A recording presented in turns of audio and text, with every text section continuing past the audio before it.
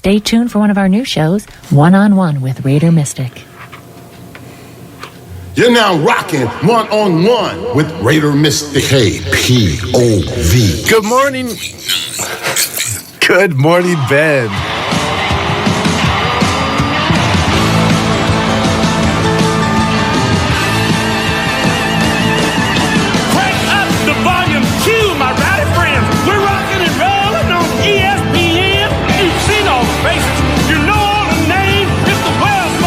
This is the Monday Night Football theme from 2006. Isn't that Hank Williams Jr.? It's Hank Williams Jr. You got Bootsy Collins on the bass. Ooh. And you also got the guitarist, I believe, from Aerosmith. And there's a couple other superstars in there as well. Man, that is that good stuff right there. Even though the 2000s weren't the greatest for my team. Hey. You all wait a couple decades sometime. And then coming up right here, this next track, we got this guy coming on for an interview here at the mid-hour. Nasty E, Cincinnati Bengals rapper. I really like this one. I really like your style, Nasty E. It's a good song.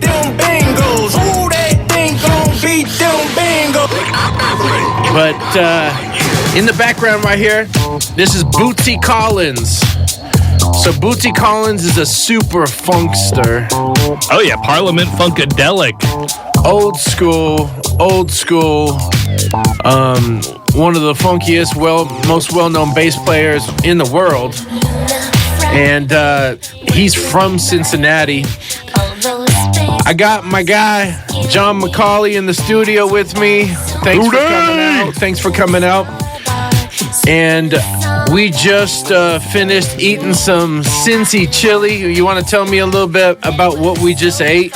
So yeah, we just got done with some conies and some four-ways. So those of you who are out here in the high desert may not know a whole lot about Cincinnati chili, but I'm initially from the Cincinnati area, we'll say, about an hour north of Dayton, Ohio. I came out here back around 2003, but you always got that home flavors that bring back the memories. And Cincinnati chili is a little different than the chili that we do out here. It's meat-based. It's got a little touch of cinnamon and a little touch of chocolate in it. And you serve it up either over a hot dog with a pile of cheese on top of it. A whole bunch of cheese. That's what it's all about. There's a lot of cheese. If you can't handle cheese, don't worry about it. And then we got what are called three-ways and four-ways. Now, traditionally, a lot of people don't think you put chili on top of pasta, but in Cincinnati, you definitely do. And so if you put spaghetti and then chili on top of it and then a pile of cheese on top, that's called a three-way. Put a little onions on there. It's called a four-way. That's what we had this morning. It was your first time ever having this little delicious taste of home. What did you think about it for the first time? I liked it. You know, as I was telling you, it kind of reminded me of something like I think we make called like goulash. Mm-hmm. Like a mix of like noodles, some meat, some different sauces, whatever you want. Throw some onions in there. But the one thing that I did notice that was different with it, what's the brand chili? It's called Skyline Chili. I actually special ordered it to be shipped out here. You can't get it locally, but apparently you can order it online. So yeah, this Skyline Chili, it's got some chocolate and cinnamon in it. Yep, just a little touch. Just a touch, just a dab, just a taste. And yeah, it really adds a little bit of a different flavor. So Cincy was in the house. We did it up. We just ate a hot dog at 7:30 in the morning. Having dinner for breakfast. I've done breakfast for dinner. It's not often you get to do dinner for breakfast, but fills the gut for sure. I'm a diehard Raider fan, but for this episode, we got our guy John here. He's a diehard Cincinnati Bengal fan, and we're going to dig deep into Cincinnati here. and roll with it and kind of get a couple different flavors of what's really going on in Cincinnati right now. Man, I've been a Cincinnati Bengals fan since they had the word Bengals written on their helmets. I actually grew up with a pendant hanging up there. My parents got for me at a game when I was about 5 years old over at Riverfront Stadium, where it had the old orange helmets with the word Bengals written right on the side. And the Bengals are just a really fascinating team. A lot of people, it flies under the radar, and all they really know about it is Chase and Jamar Chase and Joe Burrow. But they go all the way back in the late 60s in the AFL. Now, a lot of people don't realize that the Bengals kind of are an offshoot of the Cleveland Browns. Now, you've heard of the Cleveland Browns before. They're named after Paul Brown, who is one of the innovators of football. He's the first guy to come up with the idea to have practice and to have a playbook. And before that, it was kind of a glorified version of rugby. So this guy is just an icon, and so much so they named the team after him. Well, this guy named Art Modell, who owned the team, even though it was named after Paul Brown, decided to fire Paul Brown after the Browns had been just the most dominant team in the NFL through the 1950s. And when they did fire him, he said, all right, you're going to do that to me? All right, I'm going to go to the other end of the state, and I'm just going to start my own team. You'll notice that the Bengals and the Browns use the same color of orange, and that's totally on purpose. And he just changed the brown to the black, and he started up the team. And then when the leagues merged, you had the instant rivalry, and we've always had a big rivalry. You heard that in the song that we heard at the beginning. The first team that he threw a diss out at was the Cleveland Brownies. And, yeah, there's a big cross-state rivalry, and that makes football a lot of fun. Yeah, and I didn't really realize that being all the way out here on the West Coast and checking my geographical locations and stuff. And Ohio has two teams. They got Cleveland and they got Cincinnati, and they're kind of on the opposite sides. Mm-hmm. They both got waterways. Yep, we got Lake Erie up on the north side, and we got the Ohio River down on the south side, and Riverfront Stadium, which is where the Bengals played until Paul Brown Stadium came about. But that's where I first got to see my games at. It was Riverfront, but they took that down. Of course, every team needs a new stadium every now and then, but that was a really neat place to watch games. But you could literally look across the river and see Kentucky, and both my parents are from right across the river over in Covington, and then raised in Cincinnati, and then we lived a little north of there, and I actually went to high school down in Cincinnati at St. Xavier High School down there, and so got a lot of love for Cincy in my heart. Yeah, Cincy has a lot of culture coming out of there, and I know someone else here in Bend. So in case you don't know, we are in Bend, Oregon. This is KPOV Bend 88.9. You can stream it on the web at kpov.org, or there's even an app for a smartphone called TuneIn you can listen to it at. You just got to look up KPOV. But another a high school coach that grew up in Detroit and said he went to Cincinnati for funk shows and stuff like that. A lot of funk, especially with Bootsy. I just want to touch on that for another minute. So Bootsy Collins came up with James Brown. Oh, yeah. That's the 70s. This is 2023.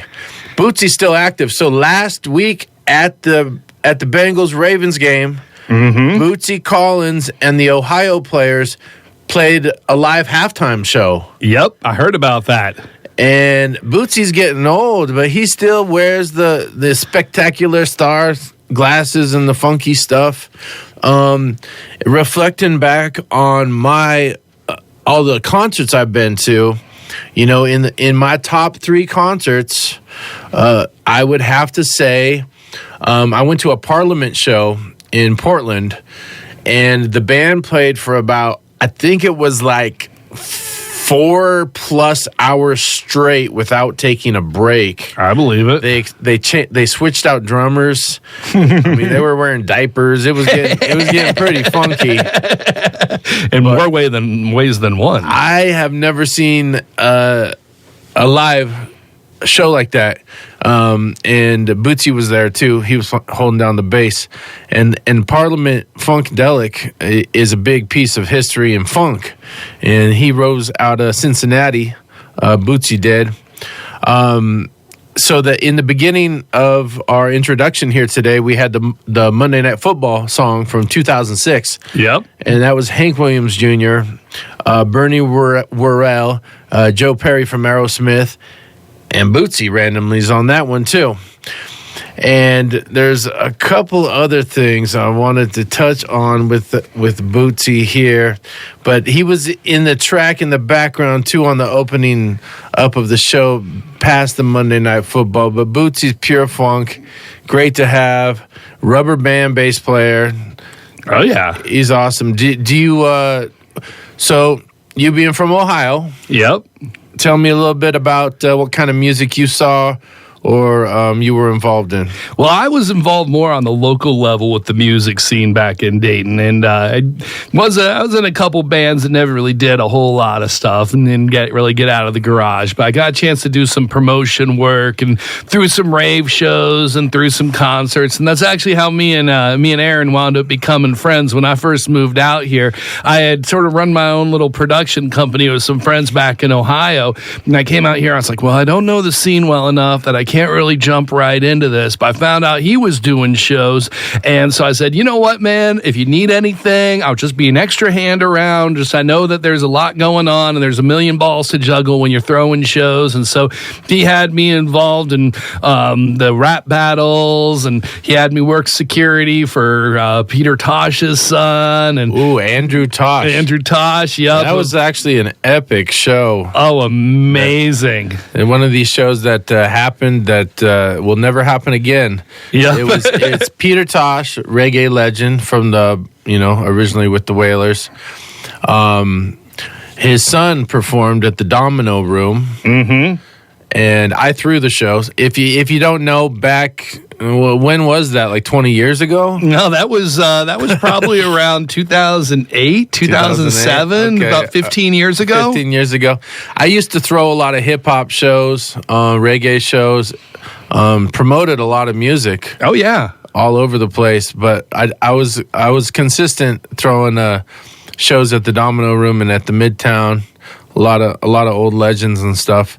But Peter Tosh's son, Andrew Tosh, he was performing on his unicycle on stage. But yeah, John here helped me out a lot. Many shows, many times. Like he mentioned, we have freestyle battles. Oh yeah. We threw 10 freestyle battles at the Domino Room. The first 5 were full house.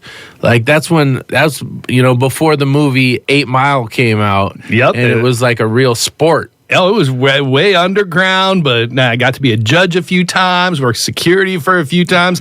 And then one of the big ones I remember was KRS-One came to town. And you're the one that brought KRS-One, Boogie Down Productions. The old hip-hop heads will know who I'm talking about there. Yep. Whoop, whoop, that's the sound of the police.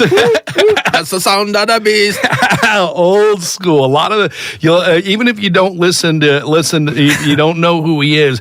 You've heard him sampled in modern rap songs. But one of the cool things was I was sort of their personal assistant. And a lot of bands will ask for stuff like, oh, I want a bowl of green jelly beans. And he said, and he didn't want anything like that. He said, I want a book on enlightenment. Oh, yeah. And I had this book that I had been reading called Other Ways of Knowing, which was about Native American religions and cultures and stuff.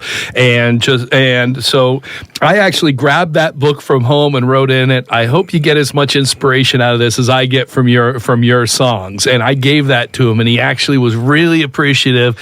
Was just a really cool guy, treated everyone with tons of class and respect. And he actually gave a talk on the history of hip-hop for free up at Central Oregon Community College the night before the show, and that was pretty neat stuff. That was another epic moment. I can't believe it really happened.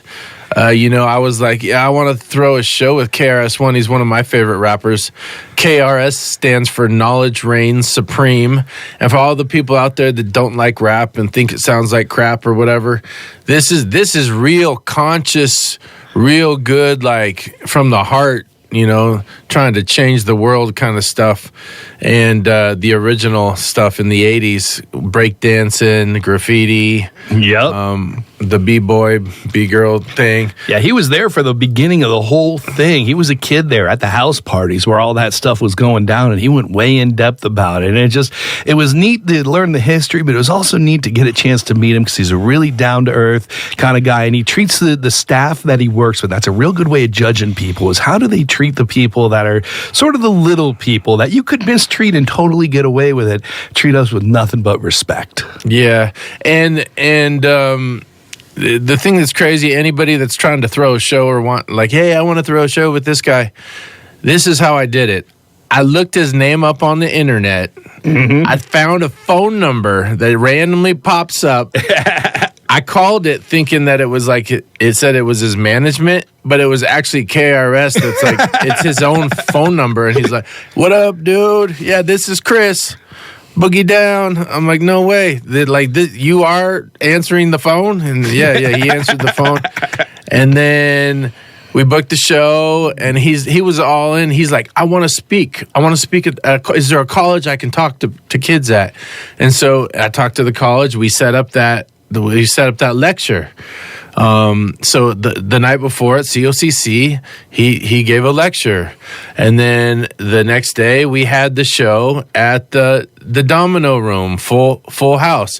After the show at the Domino Room, he held a post ceremony. I remember that. And they set up the pew. They set up all the benches like pews. It was like a church. And he spoke to the people that stayed afterwards, too. And he spoke about spirituality and meditation, which is not quite what you'd expect for an after party from most hip-hop shows. But you had all these younger guys and girls out there that were just at 11 o'clock at night, sitting there on the edge of the seat, listening to an in-depth talk about meditation, about how meditating on our past self and keeping that as a habit allows our future self to get in touch with us and help us in our current day, which kind of blew my mind a little bit. Yeah, I never knew about that. But that's intense, and that's real stuff that he wanted to share. And then after that, there was an after party at a club called The Grove. Yep. Which we had an after party at. We had DJs there, and a bunch of his breakers from his crew came through and did their thing and hung out until they closed that one down at 2 a.m. So we got the full meal deal experience with that show. And so that's a little bit of history between John and I and stuff that we've done here in Bend. Yeah, a lot of fun. Yeah, probably the biggest show that I did back in Dayton. We did a kind of interesting show where there was a 2-level club that we rented out on a Wednesday night. Because that was the night that they agreed to give us. They normally weren't open that night. We threw a rave upstairs, and we threw a hardcore show downstairs. And it was called Heaven versus Hell. And in the heaven, my business partner, I basically lined up the acts and did the promoting, and he put up the money. And he thought this would be really fun. He went out and bought 100 pounds of feathers. I don't know. I didn't know what 100 pounds of feathers looked like before that show, but apparently it's a bunch of really big bags. And he dropped 50 pounds of gray feathers downstairs in the hell area and white feathers upstairs in the heaven area. And man, you should have seen the dirty look the club owner was giving to us. I think they were still cleaning out feathers when I left Dayton, Ohio. I don't think they ever got all of them out of there, but it was a lot of fun. And we dropped 20,000 flyers over a 5-state radius, and we wound up getting about 3,000 people into this club that normally has about 1,000 people on it on a weeknight, and so that was pretty amazing. But that's a little trip down memory lane. But and for those of you that don't know what that was called a rave. Exactly. That's where the kids would crack some glow sticks, run around and dance to music for a long time. Oh, seeing all the sweaty kids with feathers stuck to their faces was kind of funny. I got to be honest. That was that. Yeah, they don't do that. They don't do those like they used to. But and we're a little older now, so we don't do those like we used to. I can't party like that no more. I'm more than happy cracking open a beer and watching some football on a Sunday. So if you don't know, John is the diehard Bengals fan. I'm the diehard Raiders fan. He's wearing his Bengals jersey right now. Oh yeah, Joe Burrow number 9. I'm wearing my Raiders gear. We're talking football eventually, but we had to get through some music because we love music and we got some past here. But we got the Bengals and the Chiefs coming up. Oh, man. So far, last year in 2002, the Bengals actually beat the Chiefs 3 times. We played them once in the regular season back in January. Not 2. And then we played them in the AFC Championship That was game. again. That's 2. Yep. And then earlier this year, we wound up playing them again, which is weird. You don't normally play the same team 2 years in a row if they aren't in your conference or they're not in your division.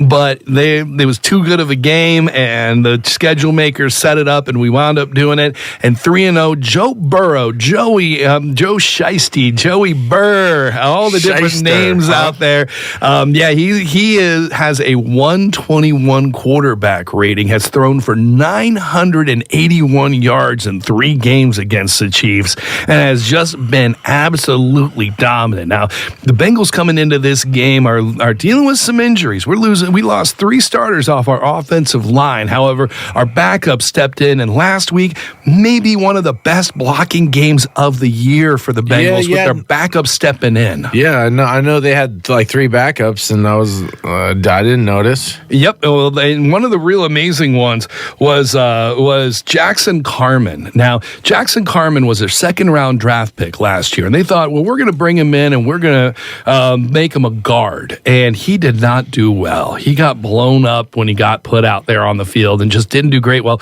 his natural position is left tackle. You may have heard of Trevor Lawrence, the guy with the long flowing hair for the Jacksonville Jaguars. The hair guy. Yeah, he was his left tackle when he was over at Clemson. Okay. And so, you play left tackle in college, they bring you in as a rookie and try to put you somewhere else, and he wasn't fit for the position. Well, they put him in at left tackle in this last game, his first ever start. He gave up like 2 pressures and 1 sack. Wow. And just stepped in amazingly. We got a guy named Max Sherping, who was a former 2nd-round draft pick of the Houston Texans that we picked up off waivers. That was a 3-year starter, and he was able to step in as well.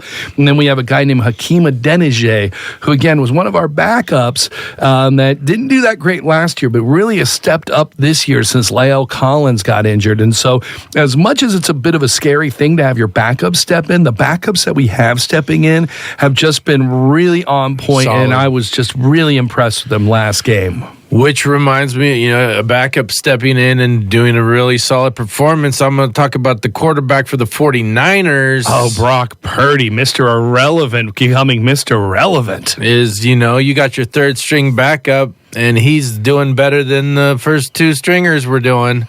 And he's on a run. Yep, 8-0, I believe, 8 or 9-0, one of the two. Right up there. I'll tell you what, as a Bengals fan, though, part of me wants to see the 49ers versus the Bengals in the Super Bowl. Another part of me, that is the last thing I want to see. And the most traumatic memories of my childhood involve the Bengals losing twice in the 1980s to the Joe Montana-led 49ers. The only 2 times they had been in the Super Bowl previously to last year. They got beaten by them in close games on both of them. Of course, you have the 1981 season, of course, Super Bowl played in 82. That one was, the 49ers jumped out to a 20-point lead at halftime. The Bengals absolutely dominated the second half, put up 16 points in the second half, but there was a goal line stand where our running back, Pete Johnson, who was this huge fullback, tried crashing in on 4th down and goal from the 1-yard line and couldn't make it in, and that would have been the difference in the game. And then in 1988, Boomer Esiason, who you'll see on the pregame broadcast, MVP of the league at that point of time, brought the Bengals back to the Super Bowl, and we had Ickey Woods. You may have heard of the Ickey Shuffle, James Brooks, Eddie Brown, just a really great team, one of the big missed opportunities. But unfortunately, our all-star nose tackle, Tim Crumry, who was my favorite player at the time, breaks his leg on the favorite 14th. Player, the nose tackle. Oh, yeah. How did you find love for the nose tackle? Oh, man, this guy was all hustle all the time. And amazingly, you think about nose tackles nowadays, and they're like 320 and 340 pounds. He was 270 pounds and was easily the best nose tackle in the league league that year. That's good. Just they weren't quite as big back then. I don't know what they've been putting in the water supply, or if people are just eating better or what. But football players are just from when I was a kid are a lot bigger nowadays. Hey, in case you don't know, also, you might think John sounds great on the radio. Yeah, got a little practice. yeah. So you got history in Bend too on the radio. Can you tell me a little bit about it? Of course. So my radio career started way back when I was in high school. I actually got a chance to intern for a local classic rock station, and I would get up before school, and this was at WAZU 102.9 out of Dayton, Ohio, a classic rock station. I'd get in the morning before school and make their coffee and arrange their CDs and kind of hang out with them during the show. And then on the weekends, I would host a community affairs talk show. Well, I kind of got out of the radio industry after I got out of college and just sort of worked jobs here and there and followed whatever. But when I got out here to Bend, I got an opportunity to intern with KBND 1110, and I parlayed that into actually getting a job. And I spent about 9 years on the air, about 5 at Combined Communication, and about 4 broadcasting on playactionsportsmedia.com. But I got to broadcast local sports. That's actually something kind of cool. I got a chance to bring Aaron in to do a few games as my color commentator there. Yeah, so I was on board with you.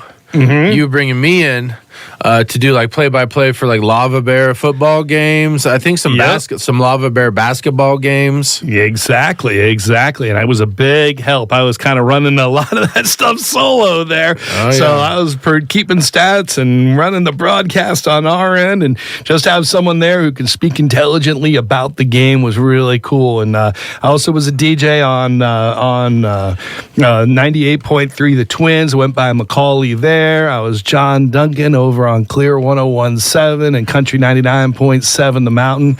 Actually, it was kind of funny. There's a little inside baseball. Now, we're live on the air right now, but a lot of commercial radio is pre-recorded.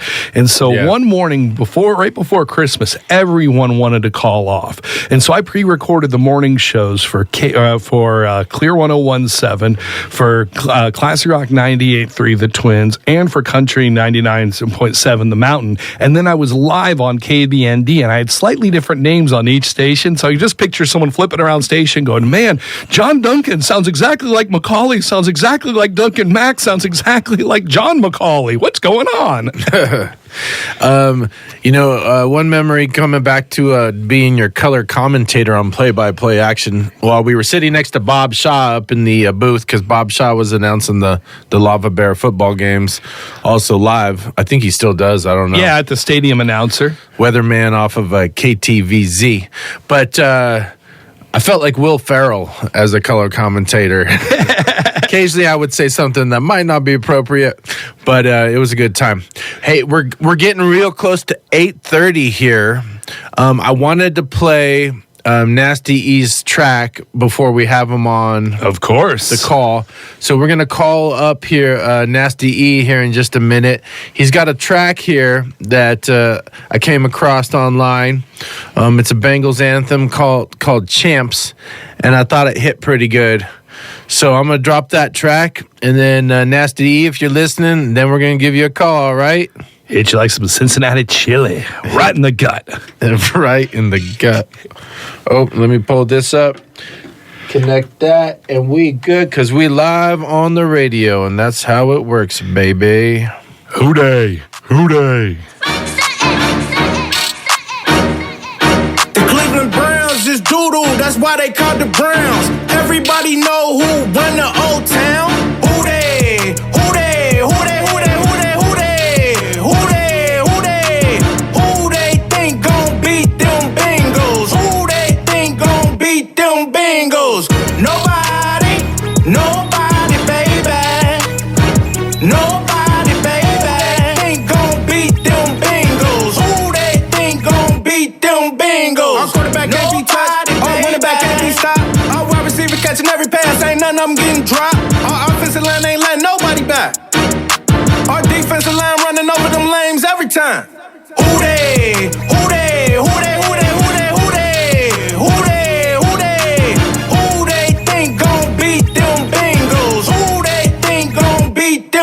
Bengals. Nobody, baby. Nobody, baby, think gon' beat them Bengals. Who they think gon' beat them Bengals? No, them Bengals bad, them Bengals tough, and you know, them Bengals rough. So talk your stuff and get smashed. Just keep your hands on my face mask. Who they? Who they? Who they? Who they? Who they? Who they? Who they? Who they? Who they think gon' beat them Bengals? Who they think gon' beat them Bengals? Nobody, baby. Nobody, baby, think gon' beat them Bengals. Who they think gon' beat them Bengals? Cleveland Browns can't beat them Bengals. Steelers can't beat them Bengals. Titans Don't think so. can't beat them Bengals. 49ers can't beat them Bengals. We'll see. Beat them Bengals. That is the song Champs Beat them by Nasty E. Who they think I'm going to let John tell you a little bit more about Who They Yep. So history, and I'm going to give Nasty E a call. right on. Well, you get a hold of Nasty E out of the natty, the nastiest. So we often hear Houday out there. And Houday, actually, it comes from Hudipole Beer, which is a local brewery out in Cincinnati that is just really popular. And everyone calls it Hootie, or because it's Hudipole. And so people would be selling the Hudipole beer going, Houday, and so all of a sudden people go, oh, okay, Houday's associated with the Bengals. Houday think going to beat them Bengals. Nobody. And that became the chant, and that just became part of history right there and part of the NFL culture. All right, so that's some history on Houday. That sounds a little familiar to Who Dat, and you know, I know Who Dat is going to say that they were the first or whatever, but I'm sure you could go back and forth with the Saints on that one too. Oh yeah. Totally different etymologies of the terms if you want to get scientific. Yeah, but digging into having this sports talk show and digging into history of these teams, it's been fun finding out more information than you needed to know. Always fun to have a few facts that you can just share at the bar or when you're hanging out with friends and make yourself sound a little smart. So I'm gonna call Nasty E up right now on the phone. First ever phone interview. All right, making that modern technology work. We can hear it ringing out there. Let's see if we can get this on the air. Hello. Hey, Nasty. Hey, what's up? Hey, Houday! Houday. What's up, man? Hey, thanks. We're live on the air right now. I appreciate you linking with your number and being available for right now. Oh, yeah, no problem. Anytime. Well, not anytime, but, if I can, I will. Yeah. Yes, sir. But, yeah, I came across your track, Champs, on YouTube. Been jamming out to it here in the studio. And I like the vibe. What inspired you to do that? Just being a lifelong Bengals fan. And being a lifelong Bengals fan and being a lover of music. Well, that's something we all have in common. I mixed the two together in the pot, and that's what I came up with. Right. I sprinkle a little sugar and some salt. What that house that you're in front of? Where's that at? It's over on the east side of Cincinnati. So in the music video, if you don't know, he's jumping up and down in front of a orange painted house, orange and black, I believe. And yeah, that's a buddy of mine. I went to school with him back in the day. Yeah, that's. He actually had cerebral palsy. Oh man. Well, that is cool that he's able to decorate. I've actually got some roots back in Cincinnati. My dad grew up back in Avondale. Oh, okay, that's what's up. A1. So you A1 from day one, huh? Amen to that. Yeah, both born in Covington, but my dad was raised over in Avondale. My mom was raised just a little north of there, but I grew up back in Dayton, but I went to high school down in St. X. So I got big love and big roots back with the Bengals. I've been a fan since they had the word Bengal written on the helmet. You got? Hey, did you get an opportunity to check out that music video I sent you? What we do. I don't know if I seen the music video. Well, we'll follow up.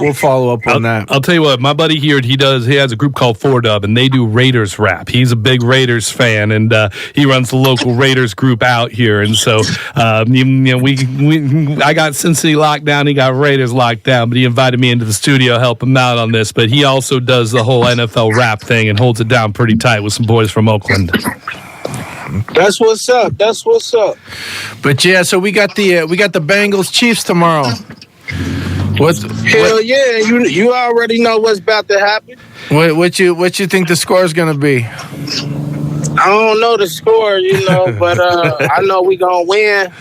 Welcome to Burrowhead. It's gonna be the Bengals and the Niners in the Super Bowl. Bengals and the Niners in the Super Bowl. I originally predicted it was going to be Buffalo and the Cowboys, and my predictions are blown out the window. But I'm happy that Buffalo is out so that the Bills Mafia doesn't do any more of those silly swan dives onto tables in the parking lot. Because they're hurting themselves. They need to act right. Right.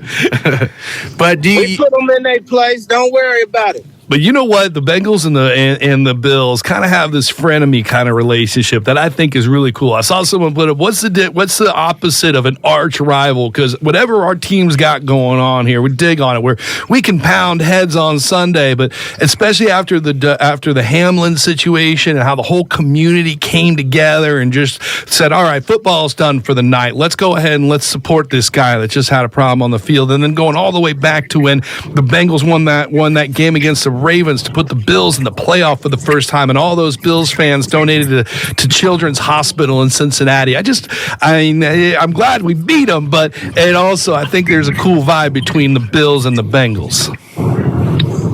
Oh yeah, I love it. But you always want to keep it positive, and always show love. At the end of the day, it ain't no hate. But when it comes down to the game, we gotta do what we gotta do. And we did it for show. You growing up in Cincy, you ever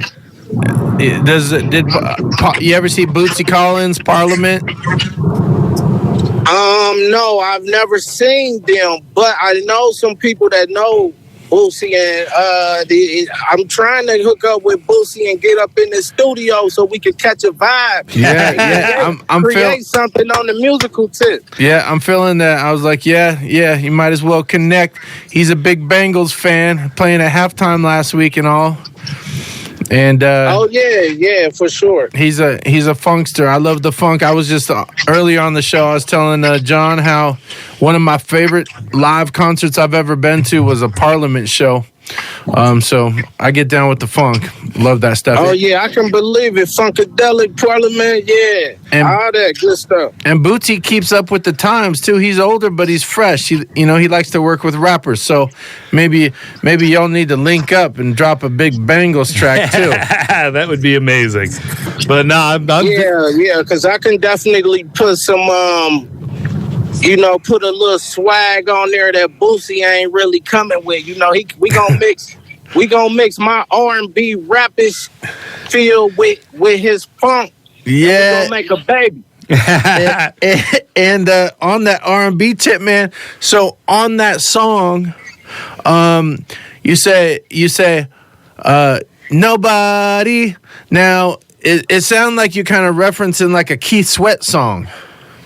No, I'm not referencing nobody. I'm just you're just singing. You're just feeling singing it the way I wanted to sing it. That's cool. It kind of sounded a little like Keith Sweat, he said nobody, but I said nobody too. Yeah. I like it. Is he the only person that's allowed to say nobody, man? Everybody can say nobody. Come on, ain't nothing wrong with that. I mean, do he own nobody, baby? I mean, no. But I'm a fan of like catching some cool catches. you know. So yeah, thought maybe caught a reference there. That's all. I grew up on some Keith Sweat myself. So. Oh yeah, you know I love Keith Sweat. I love all of them. R. Kelly, Gerald Levert. I like all type of music. I like Pink Floyd. I like Pink Floyd. You Yeah. might catch me listening to some Eric Clapton. I like country music, all that. And I also have another song. I didn't put a whole lot of words on it because I kind of wanted it to be a chant. Okay. But so like some radio stations didn't want to play the first champs because they said we don't play hip hop. So I said, forget it. I'm gonna make a little something with a little country twang on it. So I made a champs too. So y'all go check that out too when you get a chance. Speaking of that, I think y'all like that little guitar riff on there. It's got a nice little guitar riff. It start out with a little stump. Like if you at the rodeo or something, like it's live. Oh, we got the rodeo out here, so I know what you're talking about. So is your music? If you a Bengals fan, play that at the rodeo. Right on. So speaking of the whole music things, do you I'm only familiar with your Bengals track that you have. Do you have other albums? Tell us a little about your musical career aside from the Bengals stuff. So I'm a new artist, really, but when I thought like, what should I make my debut little single to drop? I was like, let me just do the Bengals song. It's perfect time, and we were just about. I dropped the song, so I had been wanting to make the song, but I released it right before we played the Titans last year. Yep. Okay. So it's just getting a lot of publicity now because I just dropped the video for it this year. Okay. Nice. But the people in Cincinnati kind of knew about it last year, which we did go to the Super Bowl. So if you go check out my original, the first one that I dropped last year, it wasn't a video, but if you look at the cover for my single, you'll see that I have the trophy, the Lombardi trophy with the Bengals tiger and the football. Because I was saying I felt like we was going to go to the Super Bowl and win it. And I feel like we kind of should have won it, but I'm not so close. Go say the refs cheated us or nothing like that. You know what I'm saying? I ain't gonna say that. I'll tell you what, man. Jamar Chase was running free down that sideline. If not for Aaron Donald coming in and getting that hit on, Burrow would have lit that up, and that would have won the game. I'm telling you that we weren't robbed, but we were so close. Right? Yeah, I ain't gonna put that on them, but I forgot what I was about to say. That was one of the best halftime shows I'd ever seen for that Super Bowl too, with Dr. Dre and Mary J. Blige and all the old schoolers. And then was it 50 Cent that was hanging upside down in the 50 was hanging upside down, and then we got Rihanna coming up, I believe. Is it Rihanna this year? Yeah, Rihanna. Oh, yeah, Yep. That's good. Good stuff. So they need to let Nasty E perform at least one of these regular season games. I feel and you, the man. thing about the song I made, it's a classic. Amen to that. I'll tell you what, I'd be checking around to see if, maybe first you can get into some of them tailgate parties that they have. Those are pretty epic out there. And then see if they hear you out there and then maybe bring you on at the halftime at the stadium, man. Because I know that the fans love that kind of stuff. And I know Aaron's been going all around with his 4-Dub crew playing at Raiders parties and stuff, and has gotten a lot of love from the Raider faithful for his tracks. Yeah, I got to. Yeah, I've been meaning to get down there and kind of do that, but every time I go, I run into problems, so it hasn't worked out. Dang. But I gotta get prepared, and Yeah. But again, I'm new to this. I'm only a year into the music business. So. Fresh out the box. That's cool, man. Well, I appreciate that track. I appreciate you coming on the show. And then real quick, before we let you go, where can people get copies of your single at? Do you have a website? Do you have a social media presence? You got Twitter? What you got to share with us so people can reach out and check you out and keep up with your career? So you can follow me on Facebook, just under Nasty E. You can follow me on Instagram, Nasty E or Nasty _E_ 513. I have a TikTok, but I don't remember that one right off. That's and all if right. you want to buy the music, just go on iTunes. If you want to stream it, if you have Apple Music, you should be able to stream it there. Cool. You know, it should be on all the platforms. I do have a problem finding it on like Pandora sometimes. Yeah.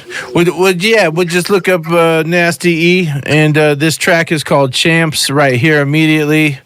And just let me say, if you run into some of my other music, it's kind of explicit, but it is what it is, you know. Well, with the guy named, like, the name Nasty E, I wouldn't guess otherwise. I feel you. I actually used to perform under the name Freak Boy back in the day, and most of my music can't be played no more. Okay, yeah, y'all. I definitely enjoyed talking to y'all. I'm gonna definitely take that advice and try to perform down at the tailgates. Yeah, get in the tailgate. Yeah, for sure. And we'll have to link up and talk music here in the future too, because we do some good things. And I do appreciate you not taking a stab at the Raiders in your track, because I came for the whole NFL when I said nobody can't beat them Bengals, and I just had to name the people that I named because them like our close rivals. You know what I'm saying? Yeah, you don't want to. We right here, Pittsburgh. You don't want to see we all right here. So you don't want to attack. But then I threw the 49ers in there just to let them know, like, hey, we ain't playing. We coming for everybody all the way across to the West Coast. Anybody can get it. Well, we need revenge for them Super Bowls back in the 80s. So 49ers exactly belonged in there. And I thought that was perfect. That was a deep cut, man. And you got to be careful, though. For sure. And that's why I hope we play them. It's going to be so magical to see them in the Super Bowl. The Bengals and the 49ers with my song playing. It's going to be so magical. Well, cool, Nasty. Appreciate you, man. I'll follow up with you soon. And good luck to your Bengals. Thanks. Okay, man. Thank you. I appreciate y'all. I had a great time talking to y'all. And who they?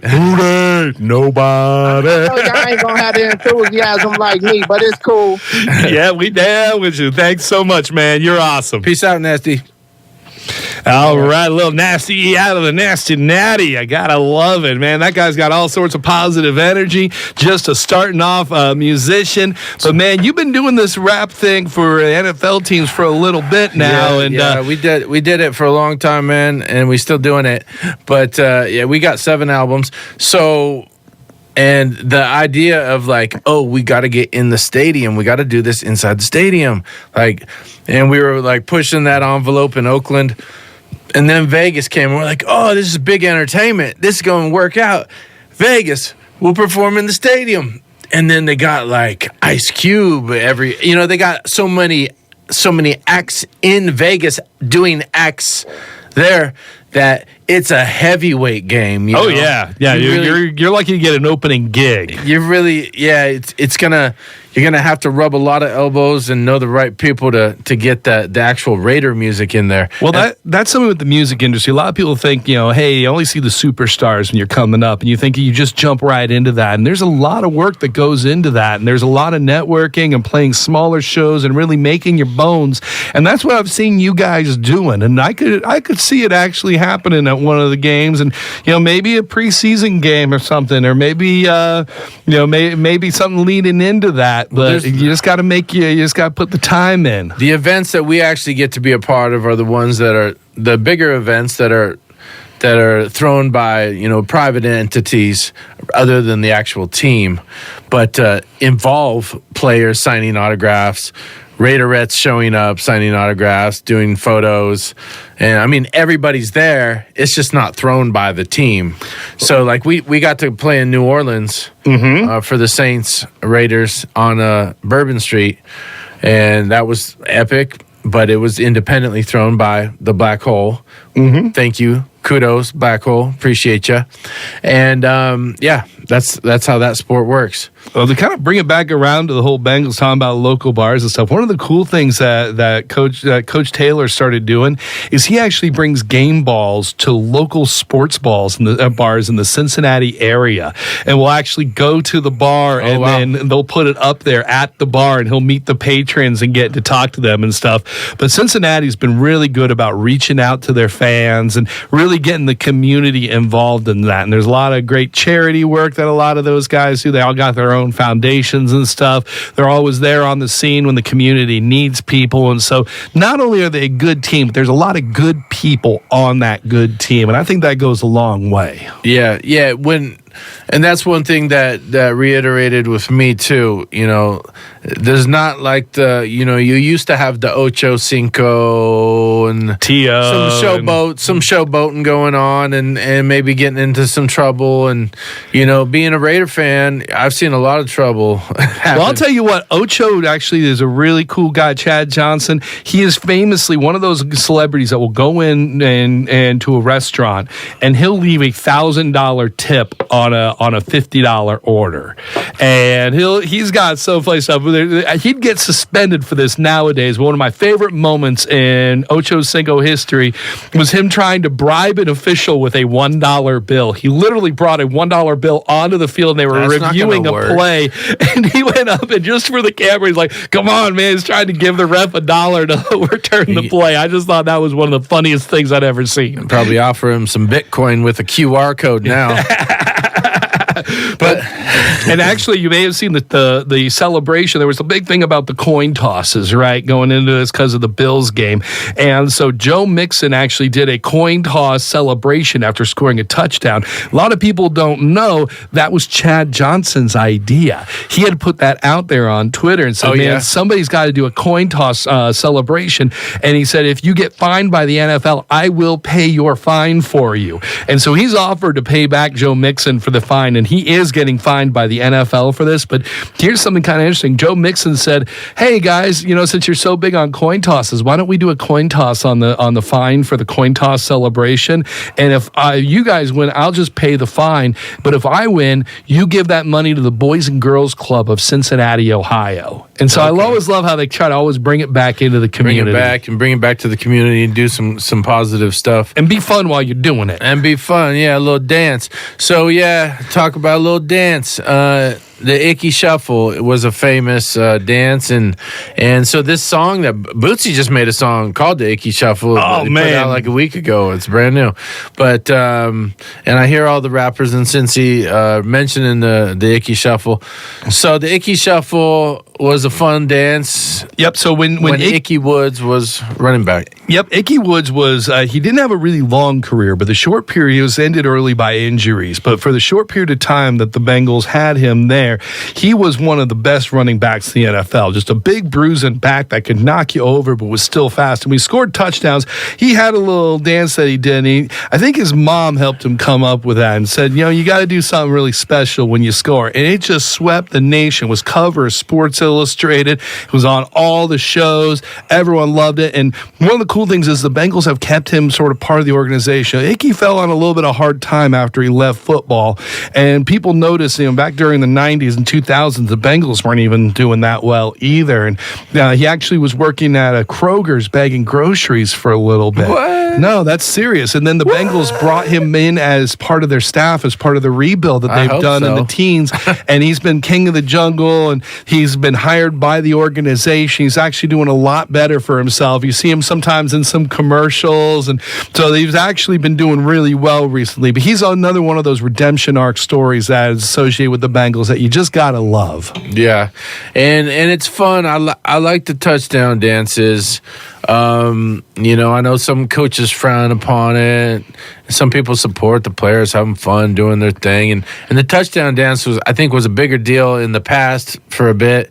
And there's some, I was watching touchdown dances. I remember Cruz, a wide receiver for the New York Giants, and he'd do a little salsa thing every time he caught the touchdown. So here's one interesting. There's a guy named Trenton Irwin who did an Irish jig earlier this year for the Cincinnati Bengals, and Trenton Irwin one's another one of those interesting stories. I know we're wrapping up here soon, but I just want to get this in. The guy was a child actor and was actually in some Velveeta commercials when he was a kid. Fake cheese. And he apparently went out when he was a kid. Like I said, he was a child actor, actually getting booked and getting paid in Hollywood. And he went out for the football team his freshman or sophomore year and made it, and just went to his parents and goes, well, I'm not going to be an actor. I'm going to play in the NFL. Well, he was undrafted. He gets signed by the Cincinnati Bengals. Of course, they have all these great wide receivers, but just through his hard work and his grit, he winds up making it on the team. He's our fourth receiver right now. He's our possession guy. So you see a little white boy out there running around with long hair, catching passes for the Bengals. Yeah, that is Trenton Irwin right there. Your Don Beebe. Yeah, he's a really good guy, and apparently as part of his kid acting, he one of his gigs he had to learn how to do an Irish jig, and so he actually busted that out as his touchdown dance, and that was a lot of fun. Did you say a lot of hard work and gritty? Dude, he'll Jamar Chase will bust out the gritty. You gotta love that one. I'm part of the gritty committee. I tell you what, my kids do the gritty. Everybody loves the gritty. And that kind Minnesotan inspired dance. Well, it comes back to LSU actually, because back when when Jamar Chase was back at LSU along with Justin Jefferson, along with Joe Burrow. I mean, that should be illegal right there to have those three guys on the same team. It's no wonder they won the national championship. But the gritty was real popular down there, and so that's what brought it out to Minnesota with Justin Jefferson and out to Cincinnati with Jamar Chase. So you gotta love it. Yeah, I know, and a lot of players love to do the gritty too. Dolphins tight end, he gets so excited when he scores a touchdown, and he does a bad version of it, but he has fun doing it. He has fun doing it, and I like to see that stuff, the fun side of football too. So yeah, big weekend coming up here. We got the 49ers and Eagles at noon tomorrow, and then the Bengals and Chiefs at 3:30. I'm going to be able to watch that first one in between other things. The 49ers Eagles, who's coming out on top? Oh man, who knows? Huh? I honestly, I love the story of Brock Purdy going from Mr. Irrelevant all the way to the Super Bowl, but that pass rush for the Eagles is just so dominant. I honestly think that Jalen Hurts is going to be pulling it out for the Eagles. I predict 30 to 27 final score in that one, and I think the Eagles come out up top, but I would not be the least bit shocked if it was the 49ers. And then, of course, in the Bengals game versus the Chiefs, I think we're probably going to. Yeah, I think 24 to 14 is my prediction. Bengals on top. I think the defense holds them down. Yeah, for me, for the 49ers and Eagles, it's too much of a grab bag. I'm not even going to predict anything. I claim the fifth. And Bengals and Chiefs, I'm going to roll with Burrowhead. I'm going to root on your guys' Bengals. I'm a Raiders fan, and we always like to see the Chiefs get conquered. So, especially at Arrowhead. Excuse me, Burrowhead. Yep. I'm not going to lie either. When I first saw Burrow coming up in college and straight into the pros, I was like, is that Macaulay Culkin? He does kind of look like him, which is actually kind of an interesting tie back. My last name being Macaulay, growing up as a blonde kid back in the 1980s. You wouldn't believe how many people, that's his first name and your last name. Are you related? It's like, yeah, he's my sister's cousin's best friend's uncle's wife's former landscaper's son. But no, it's no relation. Just don't get caught home alone. Anyways, I'm gonna drop a Bootsy track called Icky Shuffle on our outs here. We're not gonna disappear though. Let me just pull this up right here. Play this here in the background. You can hear this is Bootsy's new song called Icky Shuffle. You gotta love it. But I'm looking forward to this weekend. I have to ref a lot of basketball games. I have 11 basketball games. That's 11 hours of running on a basketball court. Oh, man. So But you know what? That's cool that you're giving back to the community and the only reason why those kids are able to be out there playing is because people like you are willing to go out there, sacrifice their time to ref. And so a lot of the unsung heroes out there are the people that spend their time going out and reffing. And sometimes you catch a lot of abuse because, you're maybe the parents didn't like the calls or whatever. Oh, yeah. But I think everyone should appreciate how you sacrifice your time to go out there along with all the other people that do that, because without the refs out there, you can't play the games, and those games are an important part of growing up. Message. But appreciate that, John. Yeah, it's true. And yeah, we do get it. You got the coaches, even a team that's up by 20 points, the coaches still got something to say, and it's all good. We're all trying to help the game run along. But it's a true fact, coaches are coaches, and they're gonna, I've been a coach too, and I'm gonna keep voicing my opinion when I see something I don't believe in. But yeah, we all have to know how to control it and not be negative on it. Exactly. Just be positive. Realize that people like Aaron right here are sacrificing their days. They can go out and do that, and we always do appreciate it. We also appreciate everyone who's tuning in and listening right now. Give a shout out to my nephew Sage, my sister Jenny. Shout outs. Yep, John. I got to give a shout out to Mom and Dad listening back home in North Carolina. And my in North Carolina. Yeah, my friends back in Ohio listening. Carolina. Thank God for KPOV.org allowing us to stream worldwide and being back on the air after so many years. Shout out to my mom. She's out there too. Hey,